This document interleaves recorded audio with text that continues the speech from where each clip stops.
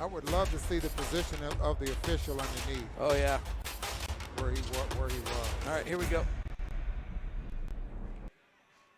Welcome to POSTCAST. The Utah Jazz dodge a bullet and grab one tonight over the Portland Trailblazers to end their 5-game losing streak and get a win despite the fact that Rudy Gobert goaltended. We'll talk about it on POSTCAST.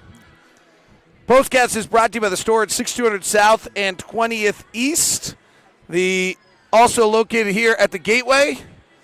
And I figure if we can get away with that win, calories don't count anymore, so you can have mudslide cookies and anything else, because the fact is that we just got a gift. It would not have changed. I mean, it would have tied the game. It wouldn't have ended the game. But so if you were just tuning in and missed it, Dame Lillard, who actually was interesting, we had the note that in the final minute of games he had not shot a three.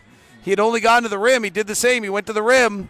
He may have gotten fouled by O'Neal. That's debatable. But what is not debatable is the ball went off the glass and then Gobert hit it.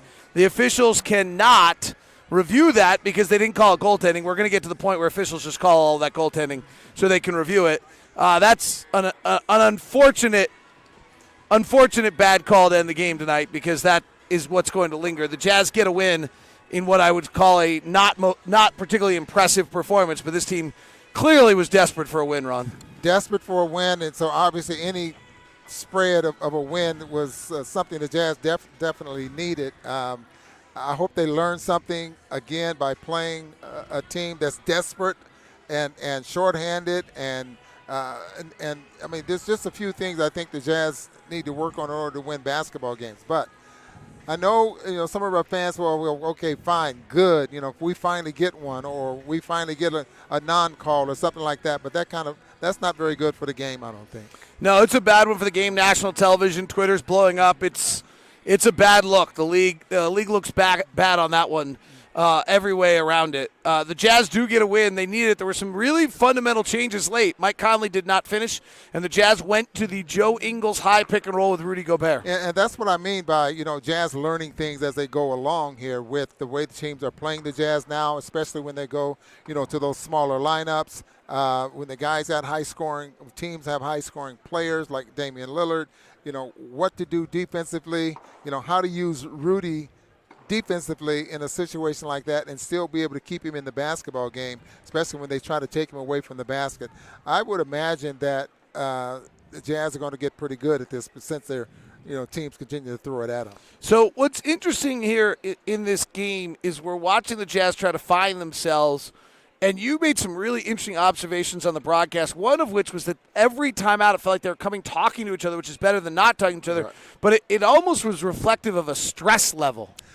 A stress level, or they're just trying to make sure they get it right. It didn't look like they were complaining to each other. They were just like they were trying to make sure they were on the same page. And maybe I didn't express that correctly, but it did look like they were trying to get on the same page with what they want to do out there on the floor.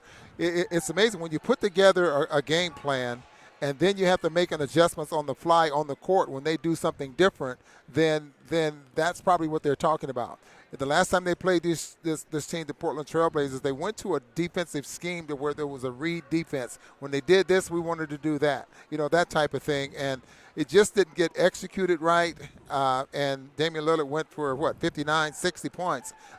And tonight's scheme didn't hardly work either, especially there in the first half. Tonight's wasn't necessarily a scheme. They just wanted to try to keep him off the three-point line, and it just – he's just a great player. He's on another level right now. He really is. I don't know anyone in the league that can defend him. One of the questions we got here was, is Lillard a good comp for Donovan Mitchell? Quite honestly, I always would have said yes until the last 3 weeks. Dame Lillard is now putting on a show that has never been done in the history of the game, which means he's no longer comparable. Like, Steph Curry's best 6-game stretch is not as good as what Dame Lillard is doing right now. So, yes, I've always thought that's a natural player. They're similarly sized. They're similar personalities, their leadership, their character. There's a lot of things about them that are similar. But right now, I don't think you can put any type of comp on Dame Lillard because of where he's taken his game. You bring up a great point. We've watched him throughout his career. We've watched him get better and better. I know there was a knock on him early in his career about getting to the rim. Now he's learned how to get to the rim. How many times did he go to the rim and go up Rudy's chest, still able to lay it in? Because, you put a body on guys, on a shot blocker, and go up his chest, it's awfully hard for him to block your shot. So, and he's really learned that. But the confidence he has and the confidence that Terry Stotts is giving him at the range that he's letting balls fly, I mean, you would normally think that's not a high percentage shot, but, not for him. Well, he's shooting 67% from outside 30 feet since January 20th. It's unthinkable. The Jazz allow 72 points in the first half of this game. It cannot be forgotten. That first half was really poor. Very, very poor, David, and you absolutely hit it on the nose. 70 points, and what was that, 28 of them coming from Damian? Yep. And that is just, I think, is unacceptable for the most part. And hopefully the Jazz can figure this out. Otherwise, we're going to find ourselves fighting for a spot in the playoffs. We're not very tough right now. Pardon me? We're not very tough right now. We're not tough. So you mean tough-minded, meaning really getting out there being aggressive or I think I mean there's a play where Gary Trent Jr. rips the ball out of Boyan's hands. Oh, yeah. Gotcha. I think there's loose ball rebounds where Caleb Schwanigan's the one diving on the floor. I think it was Schwanigan while Joe Ingles and Boyan are watching him. Yeah. There are too many plays of that nature that you said it throughout the broadcast. They're not making – these are the plays that cost you wins. They kept making those type of plays. They make those plays, and all of a sudden the momentum shifts, and it's back in their hands. And now you got to find a way to get it back. And those are like I said, those are the ones that win and lose basketball games for you. Jazz I don't know, David, maybe that 19 of 21 put the Jazz in a different mode as far as how to win a basketball game.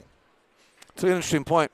Jazz do win tonight. They get help at the very end by the officials. They get help that the Blazers started the night with just 9 players. Then Simons gets hurt. Ariza gets ejected. They go down to 7 players, one of which they were uncomfortable playing because he's not good enough, so they went with 6 players. C.J. McCollum and Dame Lillard do not check out of the game in the second half. Dame plays 43 minutes. C.J. McCollum does too. And the Jazz hold on to win it 117-114. Bojan Bogdanovic with a big layup late. He had 27 points. I like that. He'd taken 2 really bad threes in late game situations. He finally drove to the rim for a key play late. Donovan had a key layup late. The Jazz made enough plays offensively there to get it. Yeah, down the stretch, you want that high percentage shot. And if you have a chance to get to the basket, go. And I thought he had 2 layups there in that. I think so. Ones there as well. So the Jazz pull it off. 117-114 was the final. Back on the winning ways. Thanks for everybody who tuned in tonight. We'll be back with you playing Houston on Sunday. Have a good one.